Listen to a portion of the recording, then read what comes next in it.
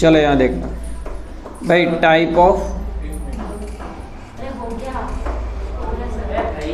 Type of molecular hydride. बस यहाँ देखो, पहला electron deficient hydride.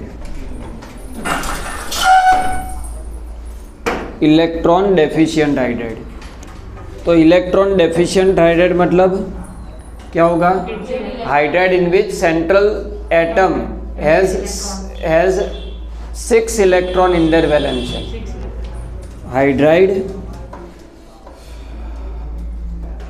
Hydrides in which central atom has less than 8 electron in valence shell।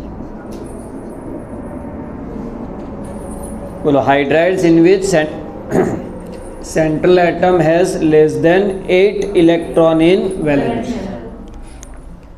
चलो फिर से electron deficient hydride. Electron deficient hydride क्या होगा? Hydrides in which central atom has less than 8 electron in their valence shell. Group 13 के element हैं वो ऐसे hydride बनाते हैं। ग्रुप 13 जैसे बोरोन का हाइड्राइड देखो, बोरोन में वैलेंस शेल में कितने इलेक्ट्रॉन हैं? 3, तो शेयरिंग से 6 हो गए। बोलो 8 से कम है कि ज़्यादा? कम है। तो इनकी टेंडेंसी क्या होगी? इलेक्ट्रॉन गेनिंग कि डोनेटिंग? ऑक्टेट कंप्लीट है कि ऑक्टेट में कम है? 2 कम है। 2 कम है तो गेनिंग टेंडेंसी होगी कि डोनेटिंग? गेनिंग। इलेक्ट्रॉन गेनिंग, तो गेनिंग टेंडेंसी वाले सब्सटेंस को कहते हैं लेविस एसिड। आया समझ में? चलो दूसरा होता है इलेक्ट्रॉन प्रिसाइज।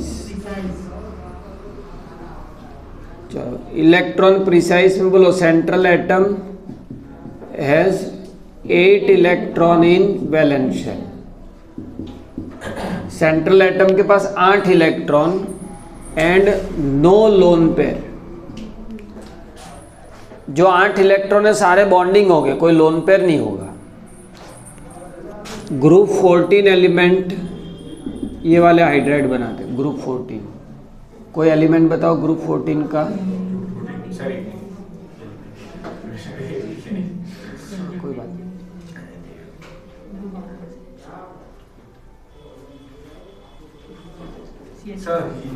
कार्बन। चलो कार्बन है तो यहाँ देखना, कार्बन की वैलेंस शेल में कितने इलेक्ट्रॉन होते हैं? 4। तो हाइड्रोजन 1 देगा यहाँ, हाइड्रोजन 1, तो कितने हुए? 8 हुए और कोई लोन पेयर नहीं है, तो electron precise. They are neither Lewis acid nor Lewis base. Neither Lewis acid nor Lewis base. और थर्ड हो गया इलेक्ट्रॉन रिच।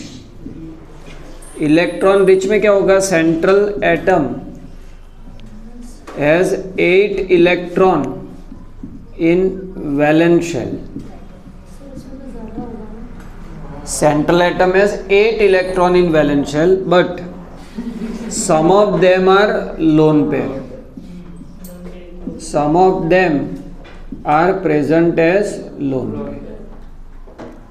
बोलो सेंट्रल एटम में वैलेंस शेल के पास 8 है, पर 8 में से 1 पेयर या 2 पेयर लोन पेयर होंगे। जैसे फॉर एग्जांपल ग्रुप 15, 16, 17, ये जो 3 है ना वो इलेक्ट्रॉन रिच हाइड्राइड फॉर्म करेंगे। ग्रुप 15, 16, 17। ग्रुप 15 के वैलेंस शेल में कितने इलेक्ट्रॉन होंगे? 5। नाइट्रोजन लेते हैं, चलो 5 वैलेंस इलेक्ट्रॉन है, 3 तो यहाँ दे दिए, हाइड्रोजन सामने 1 देगा, फिर भी एक लोन पेयर बच गया। नाइट्रोजन के पास कितने वैलेंस इलेक्ट्रॉन थे? 5। 5 में से 2 रख लिए अपने पास lone pair, as a lone pair, 3 sharing में दे दिए। बोलो अब नाइट्रोजन के गिनो वैलेंस शेल में कितने हुए?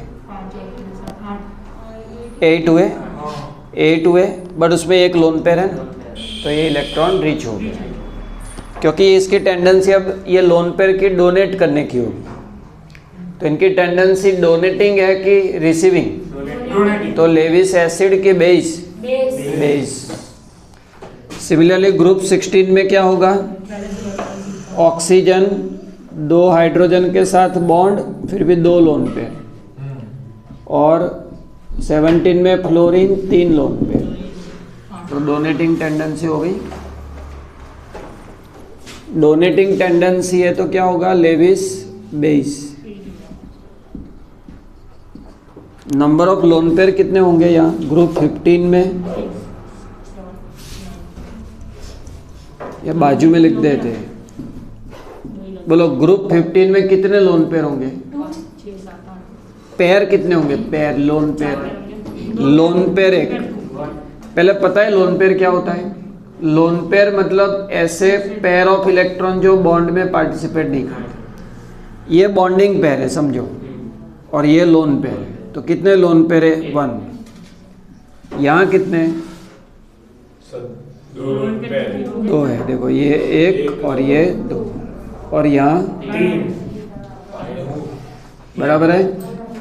चलो यहाँ देखना, अब ये तीनों में भाई नाइट्रोजन, ऑक्सीजन, फ्लोरीन की इलेक्ट्रोनेगेटिविटी बहुत ज़्यादा है, इसलिए बॉन्ड बहुत पोलर होगा, इसलिए यहाँ इंटरमोलिकुलर H बॉन्डिंग होगा, इसलिए इनके melting point, boiling point high होता है। इन NH3 H2O HF there is intermolecular H bonding due to high electronegativity of nitrogen, oxygen and fluorine. So they have high boiling point. Actually उनके lowest होने चाहिए। क्यों? Molecular mass कम हो तो boiling point कम होता है, मॉलिक्यूलर मास ज़्यादा तो बॉइलिंग पॉइंट ज़्यादा। ग्रुप 15 हाइड्राइड में किसका मॉलिक्यूलर मास लोएस्ट होगा? इसका ही। ग्रुप 15 हाइड्राइड बोल रहा हूँ, देखो ये ग्रुप 15 का फर्स्ट हाइड्राइड है, ग्रुप 15 का ये सेकंड हाइड्राइड है, ग्रुप 15 का थर्ड हाइड्राइड। इन सब में किसका मोलर मास लोएस्ट होगा? इसका लोएस्ट होगा। नाइट्रोजन का लोएस्ट मतलब पूरे अमोनिया का लोएस्ट। तो इसका बॉइलिंग पॉइंट लोएस्ट होना चाहिए, बट ज़्यादा है ड्यू टू H बॉन्डिंग। ऐसा यहाँ पर, ऐसा यहाँ पर। आए समझ में? चलो ये हो गया। बंद कर दो। अब एक बार पढ़ना है फिर जाना है। ये P ब्लॉक वाला है ना, वो एक बार देख लो। ओ स्वाइप कर, स्क्रीन लॉक हो जाता है। अब बंद कर, स्क्रीन के ऊपर स्वाइप करके फिर बंद करेगा ना तो हो जाएगा।